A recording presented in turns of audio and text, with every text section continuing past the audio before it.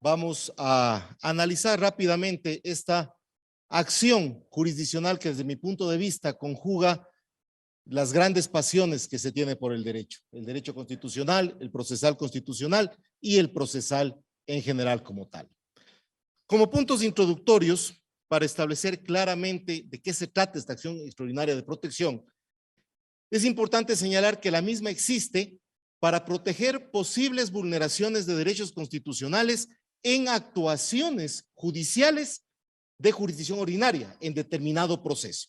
Este es el ámbito en el cual se desarrolla esta acción extraordinaria de protección. Las sentencias de la Corte Constitucional han ido modelando esta acción extraordinaria de protección para proteger fundamentalmente tres tipos de derechos. Primero, la tutela judicial efectiva, la seguridad jurídica y la motivación, entendida esta como parte del derecho al debido proceso.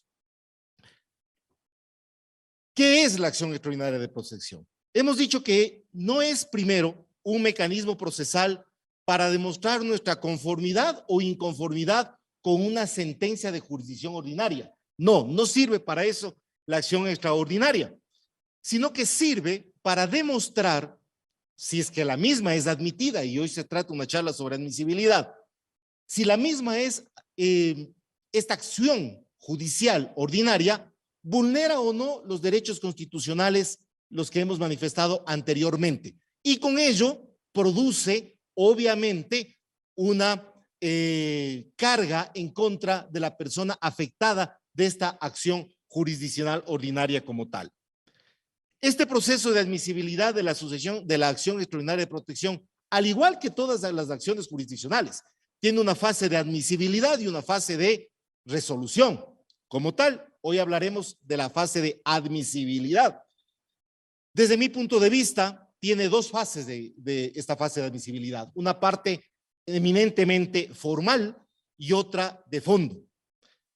Para sostener esto, tenemos tres elementos de análisis fundamental. Primero, obviamente, el texto de la Ley Orgánica de Garantías Jurisdiccionales. Luego tenemos el reglamento de sustanciación de causas ante la Corte Constitucional. Y fundamentalmente, y de eso se trata, de estos diálogos jurisprudenciales, un brevísimo análisis de la sentencia 1967-14-EP de 2020 de la Corte Constitucional. Vamos pues entonces a los requisitos formales. ¿Qué quiero decir con esto? Aquellos requisitos que necesariamente deben estar en el escrito de acción extraordinaria de protección. Tomen en cuenta, estimados alumnos y quien nos sigue por las redes sociales, que estamos hablando de la vía procesal de más alto nivel que tiene el país en nuestro territorio. Obviamente hay la vía convencional, pero es otro tema eso. Vamos primero con los requisitos formales, como les había dicho. Primero, el término. ¿Cuánto tiempo tengo para presentar esta acción extraordinaria de protección? Pues tanto la ley orgánica como el reglamento es muy clara cuando dice que la persona afectada que crea que ha sido vulnerado sus derechos constitucionales en determinada actuación judicial tiene 20 días para presentar esta acción extraordinaria de protección. ¿Desde cuándo cuento los 20 días? Desde que fui notificado con el acto que estoy impugnando o que pretendo impugnar como tal. ¿Cuál es el juez competente? El juez competente, y aquí hemos tenido problemas ya en la práctica, la charla que quiero compartir con ustedes es más desde la práctica que desde lo teórico, por decirlo de alguna manera. El juez competente va a ser la Corte Constitucional, pero ojo, ante quien presento es ante el juez ordinario que supuestamente vulneró mis derechos constitucionales en un acto jurisdiccional ordinario como tal. Y el reglamento dice algo simpático. Dice que el escrito debo presentarle ante el juez ordinario, pero para ante la Corte Constitucional. ¿Qué implica esto? Que hay una orden directa por parte de la norma para que el juez ordinario no haga absolutamente nada. Simplemente recibe el escrito y con ello tiene que mandar a la Corte Constitucional el expediente para ser analizado. Por lo tanto, ¿qué podemos decir? Que la Corte Constitucional es quien admite, que es lo que se trata la charla de hoy, conoce y resuelve la acción extraordinaria de protección. Por lo tanto, los jueces ordinarios no tienen ninguna jurisdicción ni competencia, peor aún, para pronunciarse sobre la acción extraordinaria de protección. Entonces, y esto entre paréntesis, ha habido circunstancias, me ha pasado, les soy sincero, no, afortunadamente no aquí en Tungurahua, sino en otra provincia, en donde un juez ordinario, contra quien presenté la acción extraordinaria de protección, se pronunció y dijo, mire, esto está fuera de tiempo o algo por el estilo. Entonces, sencillamente presentamos la queja ante el Consejo Nacional de la Judicatura y le dijimos, oiga, usted no puede meterse donde no tiene capacidad legal.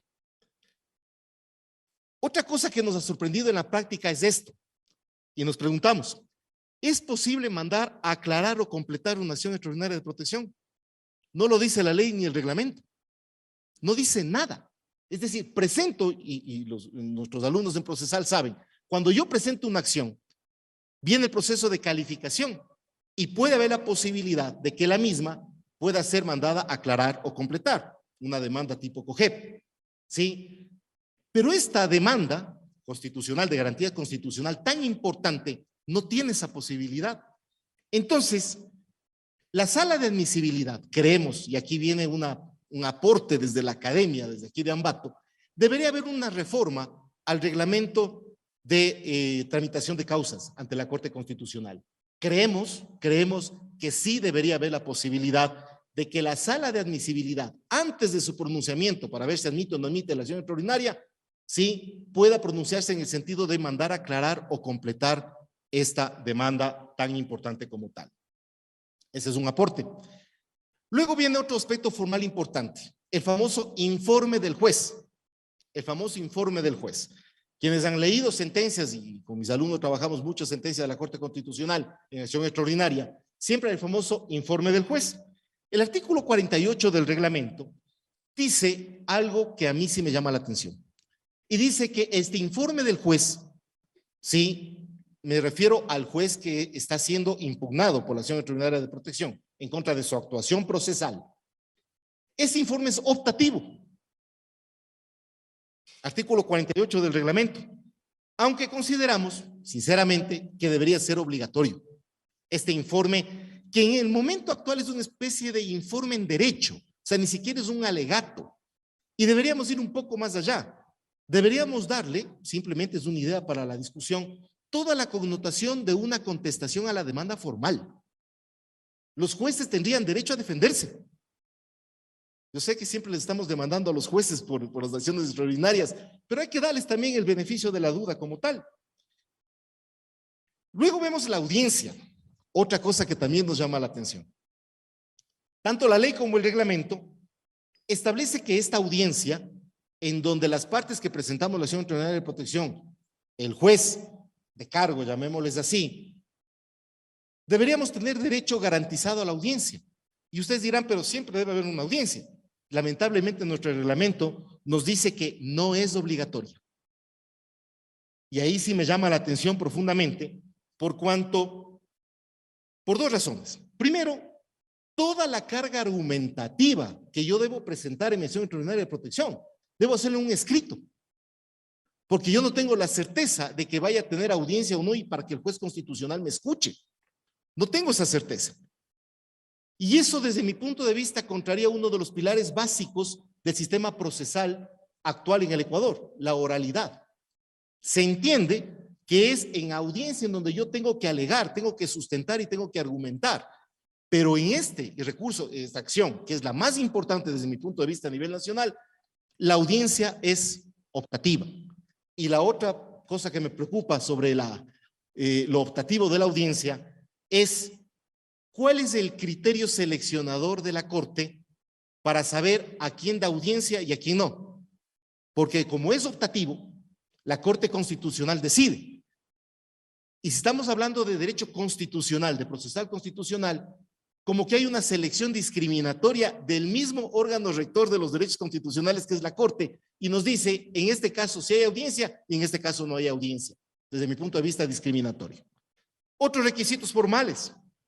La comparecencia, ya hablamos del juez, el acto procesal impugnado debe estar ejecutoriado, obviamente, sí, debe estar ejecutoriado. La constancia de haber agotado todos los otros recursos ordinarios y extraordinarios de jurisdicción ordinaria, apelación, casación o en su defecto el auto de inadmisión de la casación. También es muchas veces la materia prima de las acciones extraordinarias de protección como tal. Y nos dice también el reglamento la ubicación exacta del acto procesal en el cual sostengo en donde se produjo la violación.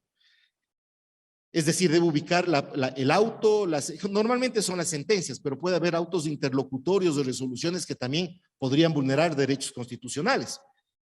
Debo identificar el derecho constitucional afectado. Debo decirles, señores jueces, este acto procesal viola mi derecho a la tutela judicial efectiva. E identificar, aquí dice algo simpático, el momento, dice, que se produjo la violación. Debo identificar en mi escrito. Lógicamente, será en la sentencia, y como les dije hace un momento, no solamente en las sentencias de este momento. Por ejemplo, tengo presentado dos acciones disciplinarias de protección sobre autos interlocutorios. Sí, veamos, ojalá que nos están escuchando los amigos de la Corte Constitucional nos den una mano y nos admitan. Luego vamos a los requisitos de fondo. Estos están establecidos. Los primeros que les hablé, los requisitos de forma, están en el 61 de la ley orgánica. Luego vienen los de fondo. Y aquí viene la gran discusión. La gran discusión. Yo he tomado, por efectos del tiempo, ir rápidamente a analizar cada uno de estos requisitos de fondo que debe cumplir la acción extraordinaria de protección. La primera dice, la acción extraordinaria será presentada ante la judicatura, sala o tribunal que dictó la decisión definitiva, dice el 62. Mientras que el 61 dice o habla que puede ser presentada en contra de autos y sentencias. No dice definitiva. Ahí tenemos un problema. ¿A cuál hago caso? ¿Al 61 o al 62 como tal? No olvidemos que hay ciertas materias procesales en donde no se resuelve con sentencias definitivas, pero producen estado, por ejemplo, alimentos. Una resolución de alimentos es obligatoria, pero no es sentencia definitiva, no tiene efecto de cosa juzgada. Segundo, que exista un argumento claro, dice el reglamento, que existe un argumento claro sobre el derecho violado y la relación directa e inmediata por acción o omisión de la autoridad judicial, con independencia de los hechos que dieron lugar al proceso. Dos cosas que decir aquí.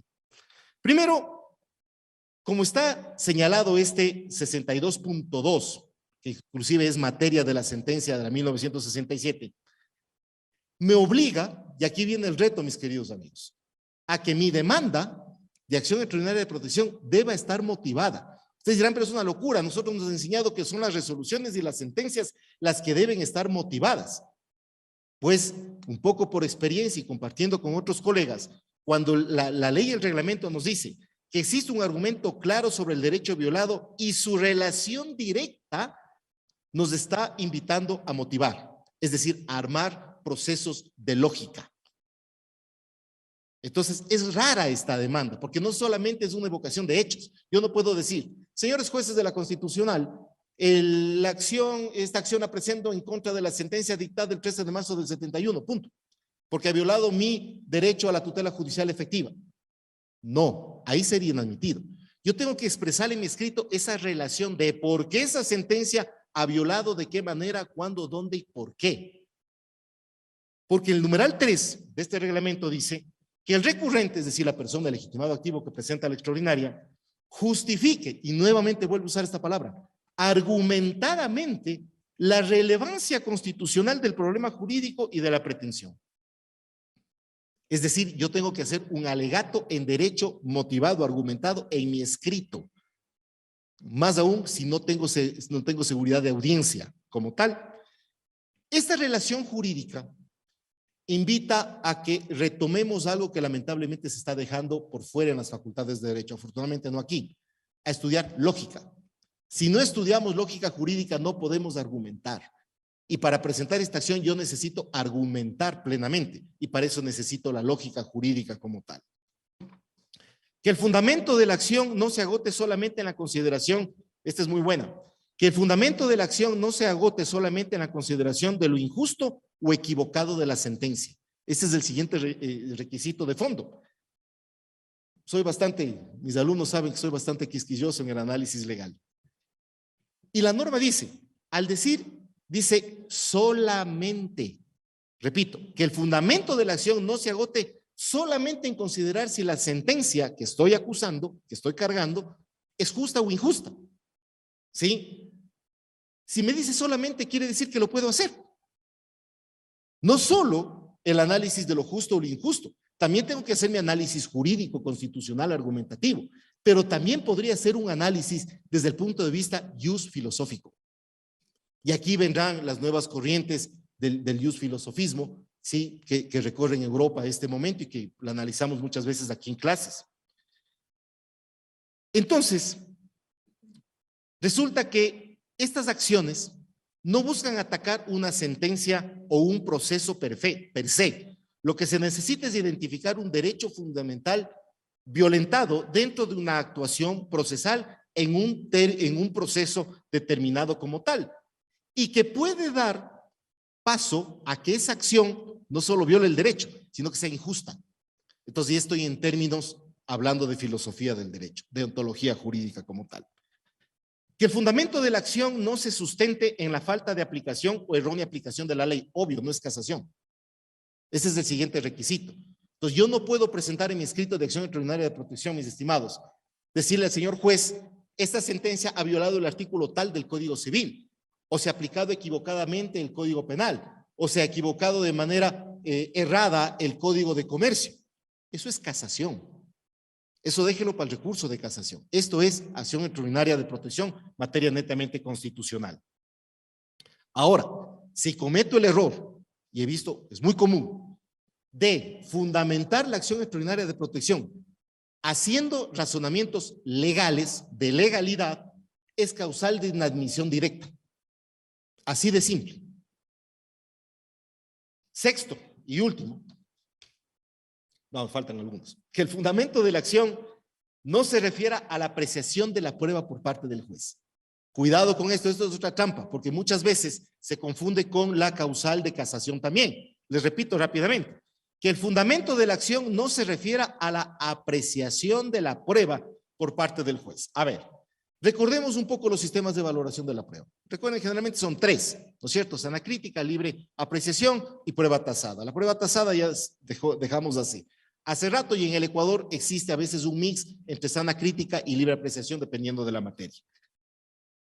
No hace referencia, la acción extraordinaria de protección no sirve para argumentar posible violación de derechos constitucionales en estos sistemas de valoración. No, ese es otro error que cometen muchas veces, diciendo el juez ha violado mis derechos constitucionales porque se equivocó con la sana crítica. No, a lo que hace referencia las sentencias de la Corte Constitucional y el reglamento es que exista posible vulneración de derechos, ¿sí? Posible vulneración de derechos constitucionales al momento del anuncio y la práctica probatoria. A eso se refiere, ¿sí? Es decir, si es que en el anuncio y en la práctica hubieron violación de derechos constitucionales, ese momento podría ser materia de una acción extraordinaria de protección. Y obviamente, también si es que el juez, ahí no es claro si es que habla de valoración o libre o práctica y anuncio, si es que el juez ha admitido en el proceso medios probatorios que han resultado de violación de la Constitución y de la ley, artículo 76 de la Constitución, regla del debido proceso. Esa parte, en cuanto a la admisión, todavía no está claro, pero en cuanto como materia de acción extraordinaria de protección, se refiere al anuncio y práctica de prueba como tal. Que la acción no se plantee contra decisiones del Tribunal Contencioso Electoral durante procesos electorales. Ojo, asimismo un poco afinando el lápiz. Nos decían hace un momento los profesores sobre las causas de inadmisión de la acción extraordinaria de protección, que era no se admite cuando son decisiones o actos que provengan de la justicia electoral. Por experiencia, les cuento, defendimos un caso con un grupo de abogados en la ciudad de Riobamba y argumentamos lo siguiente. Les dijimos, señores de la Constitucional, nosotros presentamos esta acción extraordinaria de protección en contra de esta sentencia del Tribunal Contencioso Electoral. Entonces uno dice, no, pues es inadmitible. No. Ahí viene el argumento. Es que esto no tiene que ver con el proceso electoral. Esto tiene que ver con otro tema que no es proceso electoral. Ahí fue admitida la acción extraordinaria de protección. Entonces la palabrita está en proceso. ¿Ok? Y finalmente una parte un poquito filosófica. Dice que al admitir un recurso extraordinario de protección permita solventar una violación grave de derechos, establecer precedentes judiciales, corregir inobservancia de precedentes establecidos por la Corte y sentenciar asuntos de relevancia y trascendencia nacional. ¿Ok? Esto, si bien no es una regla, yo puedo un poco adornar mi acción extraordinaria de protección y decirle, mire, señor juez, si usted me da la razón, vamos a corregir esta línea jurisprudencial. Vamos a crear una nueva línea jurisprudencial. Si bien este no es requisito así, digamos, qué bestia de requisito, ni me van a inadmitir si no pongo, a veces es bueno ponerlo. Y para terminar, un brevísimo análisis de este momento, el test de admisibilidad que yo le denomino de las acciones extraordinarias de protección.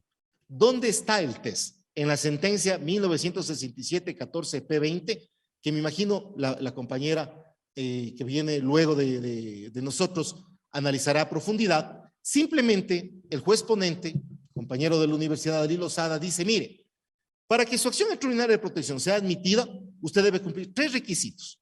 Y no se refiere ni a los de forma, del 61, sino que hace un análisis profundo del 62, requisitos de fondo.